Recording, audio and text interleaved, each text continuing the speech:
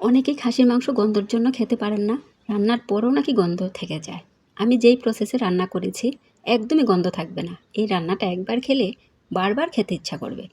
আর এটা খাসির মাংস একদমই বুঝতে পারবেন না। যাই হোক, এখন চলে যাচ্ছে মূল রেসিপিতে। এখানে খাসির মাংস প্রায় 1.5 কেজিরও বেশি হবে নিয়েছি। ভালোভাবে পরিষ্কার করে ধুয়ে নিয়েছি। তারপর পেঁয়াজ কুচি দিয়েছি, স্বাদ মতো লবণ, হলুদের গুঁড়া, মরিচের গুঁড়া, আদা বাটা, রসুন বাটা, পরিমাণ মতো তেল দিয়ে হাতে ভালোভাবে মাখিয়ে নিব। এখানে একটা ভুল করেছি, এখানে জিরার গুঁড়া, ধনিয়ার গুঁড়া, গরম মশলার গুঁড়া দিইনি। যখন আমি প্রেসার কুকারে দিয়েছি তখন মনে পড়েছে। এই খাসির মাংসটা আমি আলু দিয়ে রান্না করেছি, তাই আলুগুলো একটু ভেজে নিয়েছি লবণ হলুদ দিয়ে। আমার বাসায় খাসির মাংসটা আলু দিয়ে খেতে খুবই পছন্দ করে। যাই হোক, আলুগুলো ভাজা হয়ে গেছে। এখন আমি জিরার গুঁড়া, ধনিয়ার গুঁড়া, গরম মশলার গুঁড়া অ্যাড করে নিলাম। এই ভিডিওটা গতকালের ছিল। গতকাল এমনি একটু মেজাজ খারাপ ছিল।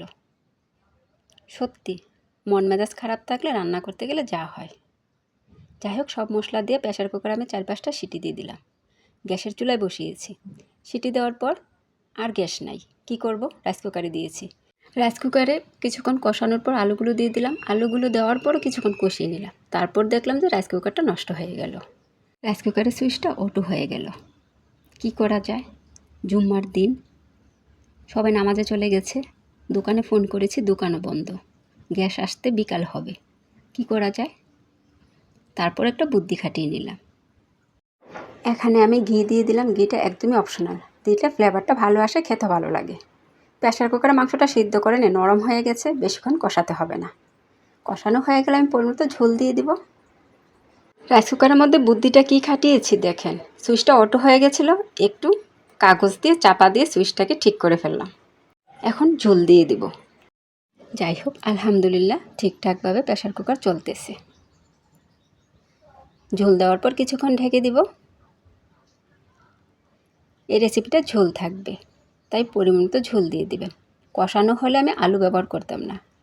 এখানে ভাজা গরম মশলার গুঁড়া আর জিরার গুঁড়া দিয়ে দিলাম। একটু নেড়ে চেড়ে দিচ্ছি। প্রেসার কুকারটাও মশলা সুন্দরভাবে চলছে। ঝোল দিয়ে দিলাম, ঢেকে দিলাম। নিশ্চিন্তে রান্নাটা হয়ে যাক। ঢাকনা উঠে হালকা নেড়ে চেড়ে দিচ্ছি। এই প্রসেসে খাসির মাংস রান্না করে দেখবেন, ভালোভাবে মশলা দিয়ে হাতে মাখিয়ে খেতে অসাধারণ হয়, একদমই গন্ধ থাকে না। এই রেসিপিটা ভালো লেগে থাকলে একটা শেয়ার করে দিবেন, অন্যদের দেখার সুযোগ করে দেবেন। আমার ছোট্ট একটা অনুরোধ, পেজটাকে ফলো দিয়ে পাশে থাকবেন। রাইস কুকারটা যেখানে বসিয়েছি এখানে বড় ফ্রিজ, এটার জন্য ছায়া আসছে। রান্নাটার কালারটাও তেমন একটা ভালো আসছে না। আলহামদুলিল্লাহ রান্নাটা শেষ করলাম। এদিকে মেজাজ খারাপ ছিল, গ্যাস ছিল না, রাইস কুকার নষ্ট হয়ে গেছে, সব মিলে বিচিকিস্তা অবস্থা গিয়েছে আমার। সব কিছু আপনাদের সাথে শেয়ার করলাম। এতক্ষণ ভিডিওটা দেখার জন্য অসংখ্য ধন্যবাদ। আপনাদের মাঝে আবারও চলে আসবো নতুন এক ভিডিও নিয়ে। ততক্ষণ সবাই ভালো থাকবেন, আমার জন্য দোয়া করবেন। আল্লাহ হাফিজ, আসসালামু আলাইকুম।